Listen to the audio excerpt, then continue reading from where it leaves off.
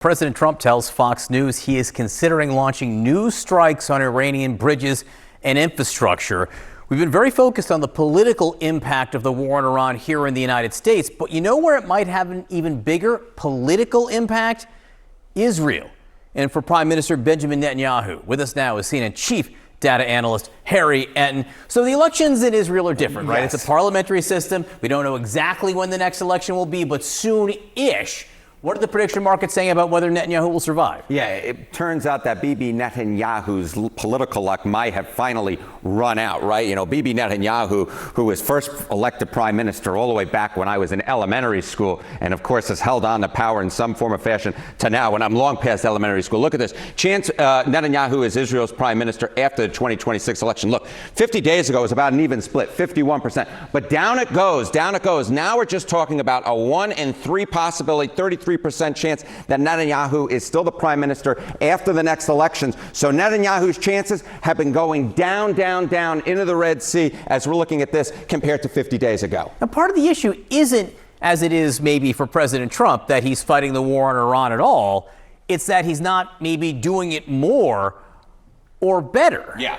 So talk to me about that. Yeah, okay. So simple question is, if the Iran war ended today, would it basically be in Israel's security interest? And just take a look here. I think this kind of gives it away. If Iran war has in fact ended, is it in Israel's security interest? 58% of Israelis and 63% of Israeli Jews say no, it is in fact not in Israel's interest. So the political calculus for Bibi Netanyahu is significantly different than it is for Donald Trump.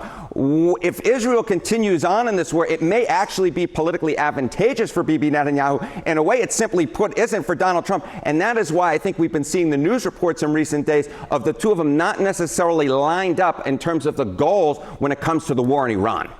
Swear words. Yes. Swear words on phone calls. Yes. Reportedly. How do Israelis feel about how Netanyahu and the Israeli government is waging the war on Hezbollah? Yeah, so this Iran is one thing. How about Hezbollah? And, you know, again, here, look at this. Israelis on the handling of Hezbollah. Look at this. Not good, poor. 52%. The majority, just 18% say good. 53% of Israeli Jews, in fact, say not good, poor. So we're talking about a war on two fronts, against Iran, against Hezbollah. And what you're essentially seeing is that the Israelis not so hot to trot on all of this. Okay, so Netanyahu has been prime minister for a total of almost 20 years over various times since 1996. Clearly no term limits there.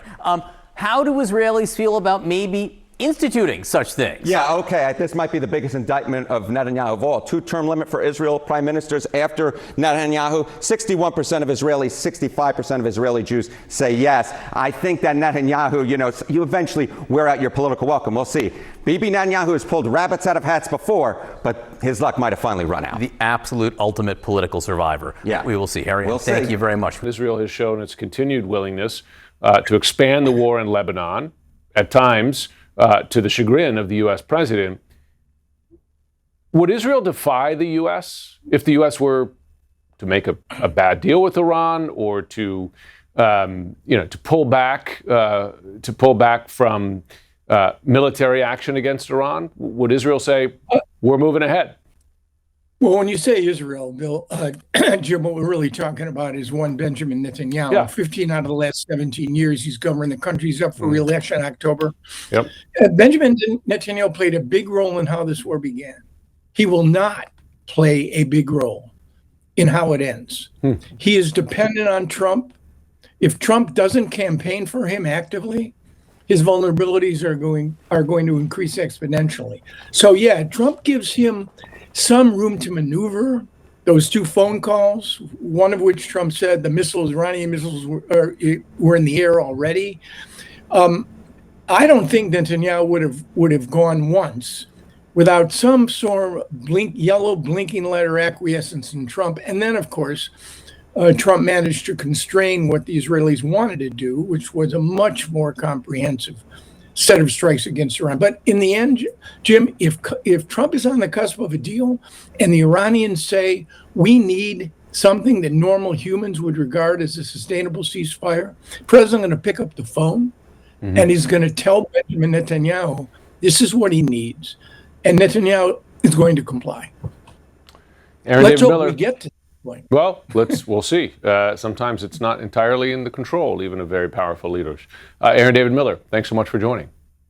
Thanks, Jim, as always. With Israeli journalist Nadav Eyal. He's an adjunct professor of international and public affairs at Columbia University and also a senior research scholar there. Nadav, great to have you back on the program. So thus far, Prime Minister Netanyahu has had limited options but to comply with President Trump's demand, ask, however you want to describe it, to refrain from additional strikes against Iran. There's some reporting about some sort of tacit, perhaps not green light, but yellow light to continue some of the strikes in Lebanon as we are continuing to see transpire now. But some of Netanyahu's own opponents, as you've got an election just months away, are seizing on this and calling this a vassal state deal. Gadi Eisenkot is now running an ad with Trump saying, quote, he will do whatever I want, referencing Prime Minister Netanyahu. Is this an actual loss of freedom from Israel's standpoint in terms of what they can and can't do militarily? Absolutely. It's a loss of freedom of action, something that Israel always insisted upon. And to be fair, it was always, Bianna, an issue, and you know that very well, between US presidents and Israeli prime ministers. We remember this part from either series or movies, the part in which the US president tells the Israeli prime minister, you can't go and do that too. And we're seeing this now in the relationship between these two people, between President Trump and Prime Minister Netanyahu. I don't think we should overplay this. They know how to work with each other. I don't think we should rule out the possibility that Israel's attacks in Lebanon that are a response to Hezbollah joining the war are being now used by the West in order to pressure the Iranians to get to an agreement. But it's absolutely clear that as far as Israel is concerned, having this attachment between an agreement with Iran and between what's happening in Lebanon is not a positive outcome. It is a bit of a paradox, is it not, Nadav, that historically we have seen Iran's proxies do the fighting on its behalf. And now in this case, in this scenario, a weakened Iran, as we have been told after months of bombardment, we had the 12-day war last year, is now coming to the defense of those proxies that in the last few years have greatly been degraded by Israel. Yes, the entire strategic theory of the Iranians was to build a ring of fire around Israel and use these proxies, either Hezbollah and to a lesser extent Hamas and others, in order to pressure the Israelis, in order to deter them not to attack the Iranian nuclear facilities. Well, this has completely collapsed. And now the Iranians are trying to restructure the so-called axis of resistance so that it still exists. So they still have their influence in Lebanon. And it's not an easy thing for them, considering that they are in a dire state, that the country is devastated and is bankrupt. On the other hand, they do have Hormuz, and they have this desire in the West to see an end to the war. So they are trying to reinstate themselves in Lebanon through that leverage. And whether or not they'll be able to do that is a lot to do with the actual details of the agreement that is going to be signed, if it's going to be signed, between the Trump administration and between the Islamic Republic. I mentioned the Israeli elections in just a few months. Obviously, there's every state's focus on securing the safety of its own citizens. But given that this is an election year, if you do see a deal form where the United States agrees with Iran that all fighting must end in Lebanon for the ceasefire to hold and to move forward, is that something that Prime Minister Netanyahu, a seasoned politician, as so many say, never count him out, is that something that he could sell to the Israeli public? I think he can sell that to the Israeli public, and to a large extent, if the Trump administration will reach an agreement like that, it's saving Israel from itself. What are the Israeli options in Lebanon?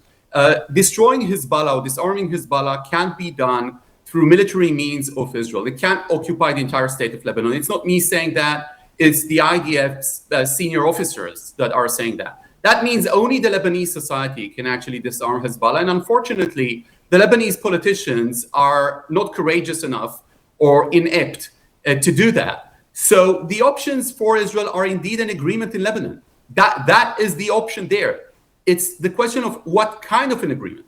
And will Hezbollah be allowed to rearm itself, to have these watchtowers over the Israeli border planning an invasion to the Galilee again? And that is really, the devil is there in the details themselves, Diana. And that's a really good question. In terms of the elections, the prime minister needs to show some sort of result somewhere. Hamas still controls half of Gaza. Hezbollah is still in Lebanon. And Iran is playing its regional game again. And this is why he's in somewhat political distress. But as you said, he should never be counted out considering his success. He's probably the person who won more elections in a democracy alive today than anyone on planet Earth.